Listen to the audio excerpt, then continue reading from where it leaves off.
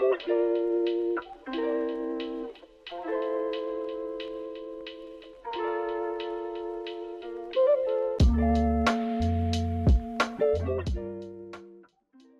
fires fueled by imperialism, corruption, exploitation, and injustice. Meanwhile, corporate media try to divert attention by divisive culture wars framing.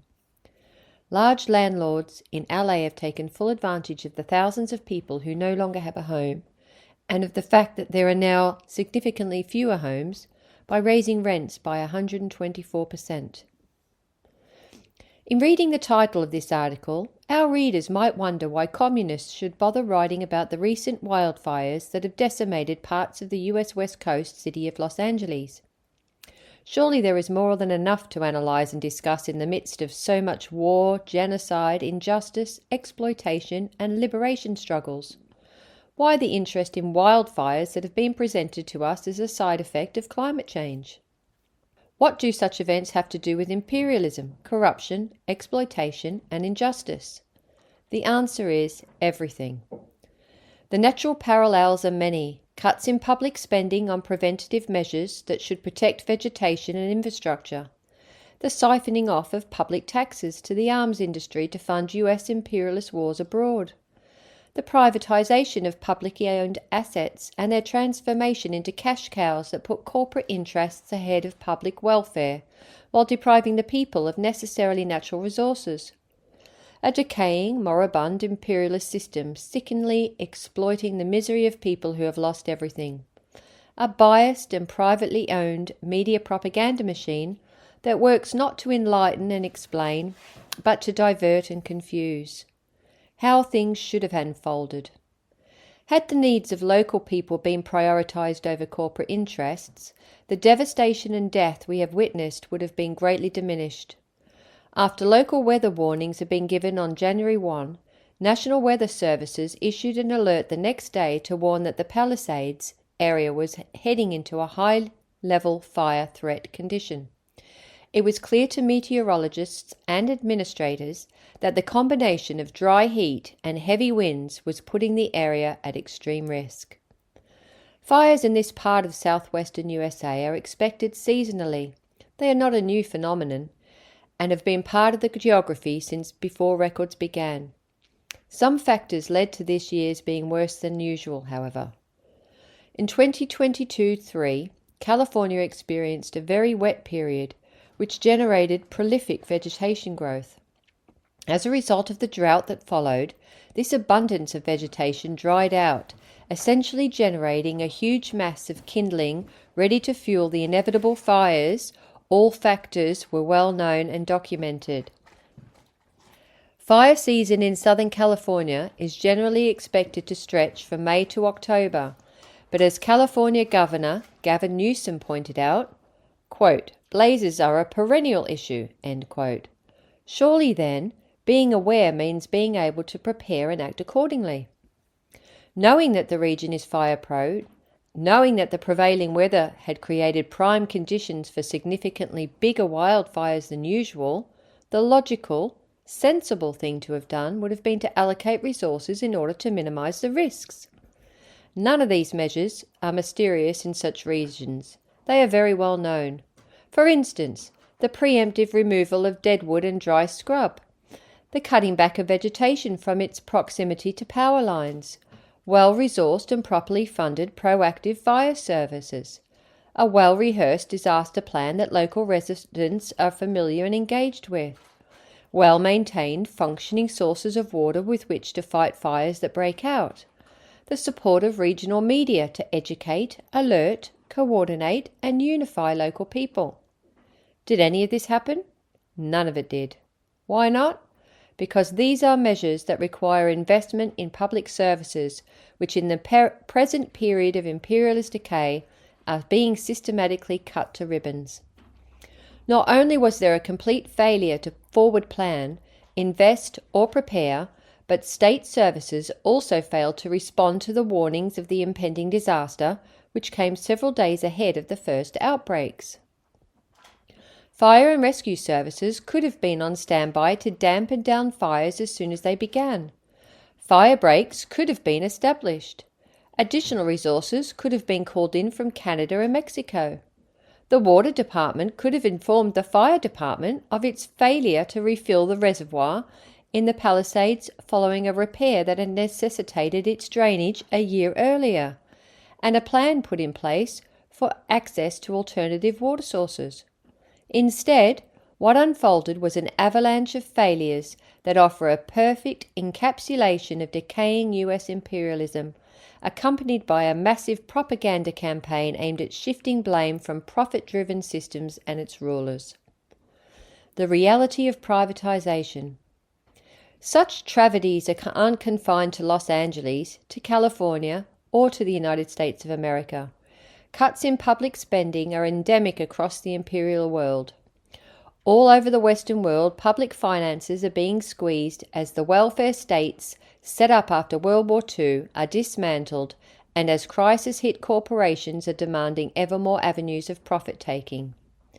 The privatization of what were once publicly owned institutions means that public spending doesn't achieve what it once did.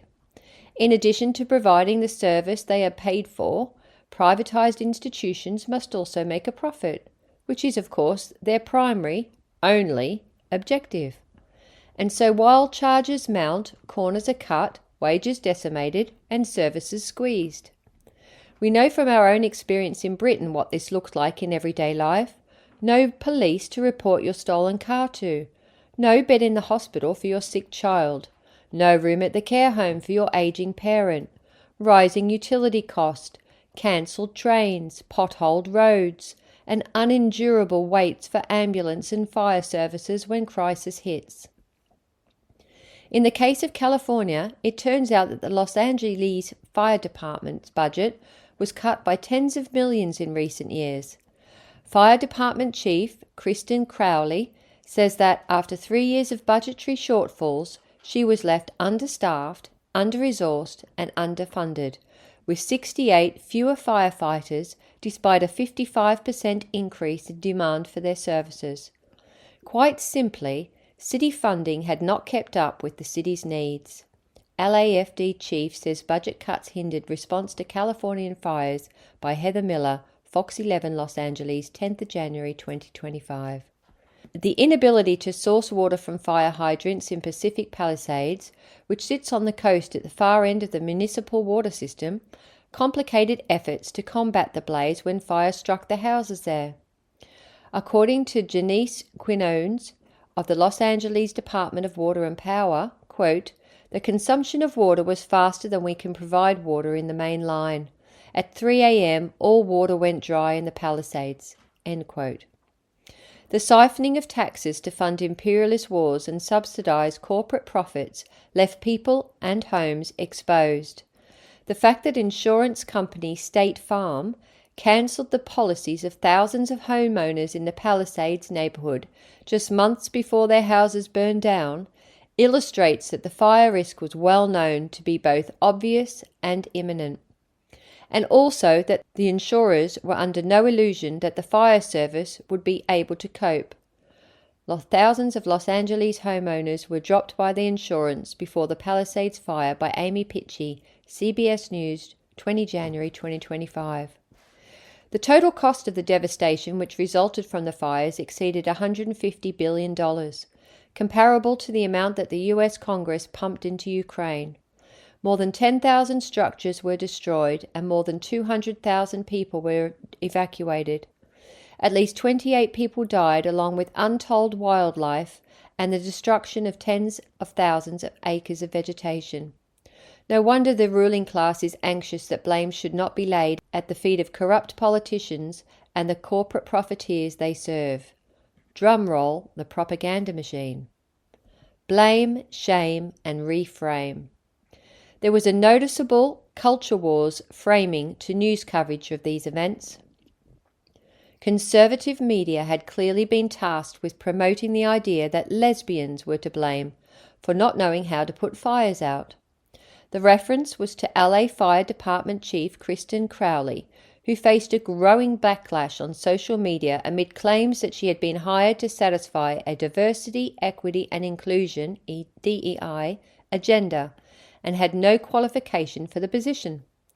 In fact, over multiple decades of experience before she took up her position in 2022, Crowley held the positions of firefighter, paramedic, engineer, fire inspector, captain, battalion chief, assistant chief, fire marshal and deputy chief. What she couldn't do, however, was magic up the resources that her department had been denied. Could it be that those who appointed her had considered that her sexuality would be a useful plus when the inevitable disaster struck, giving corporations, state and politicians a ready scapegoat to hand? After all, the powers that be knew a disaster was imminent, the insurance companies knew it too, and they lay the blame on diminished state funding. So wouldn't the smart thing to do have been to install a ready-made stooge to divert attention away from the true perpetrators?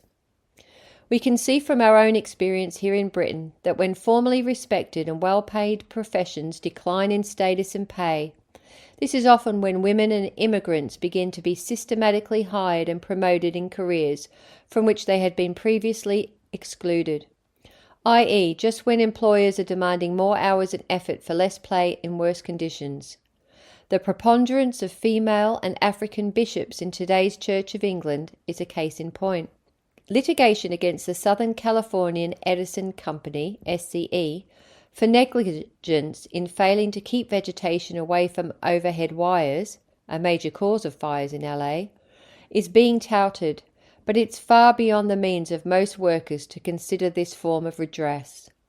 What's the latest on Los Angeles wildfires and how did they start? By James Fitzgerald, BBC News, 9 January 2025. Alongside this, a political row about the city's preparedness erupted, resulting in a call by Governor Newsom for an independent investigation into how and why hydrants lost pressure and the Santa Ynez Reservoir was closed and empty when the fire broke out.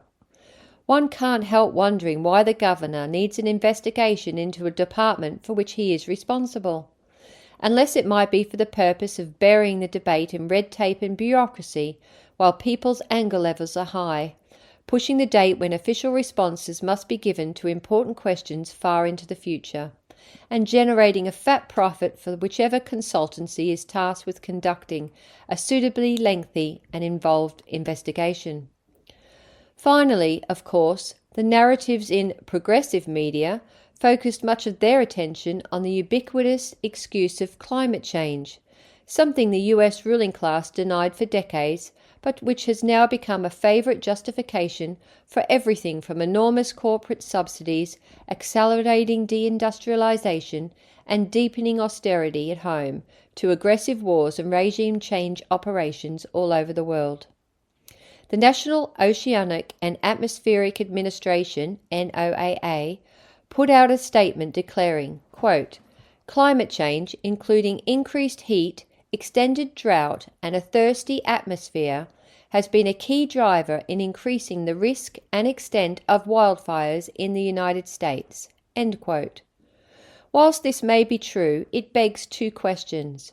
Firstly, if it is indeed the case, why haven't those in power taken proactive steps to mitigate the increasing risk? Secondly, how much weight can be given to the utterances of a leadership that is subject to heavy political pressure owing to its position within the US Department of Commerce? While NOAA scientists may individually adhere to rigorous standards, the agency's independence as a whole can be tested during politically contentious periods such as this one. What next? In this moribund, sick society where profit and exploitation are the drivers for all social and economic activity, opportunities for the few to take full advantage of the misery of the many is omnipresent. Large landlords in LA have taken full advantage of the thousands of people who no longer have a home and of the fact that there are now significantly fewer homes by raising rents 124%. Given the lack of social support, the region's 60,000 existing homeless will inevitably be swelled by an influx of new neighbours, all competing for society's dregs and scraps. Los Angeles landlords jack up rent by as much as 124%, flouting price gouging laws during deadly wildfires, by Ariel Zilber, New York Post, 14 January 2025. The US imperialist regime allocated a total of $17.9 billion in military aid to Israel between October 23 and October 24 to fund its genocide in Gaza, translating to approximately $1,845 for every Israeli settler. Meanwhile, President Joe Biden announced that the government would provide just $770 to each resident affected by LA wildfires. The same US state which handed over $150 billion of American taxes to Ukraine takes no responsibility for and feels no accountability to its own citizens. And to add insult to injury, given that US insurance companies are global concerns, we can expect that estimated losses to the industry of between $20 and $50 billion will not be picked up by the insurance mafia, but by their customers, i.e. by workers all over the West, including Britain. What do the LA fires have to do with imperialism, corruption, exploitation, and injustice? Everything.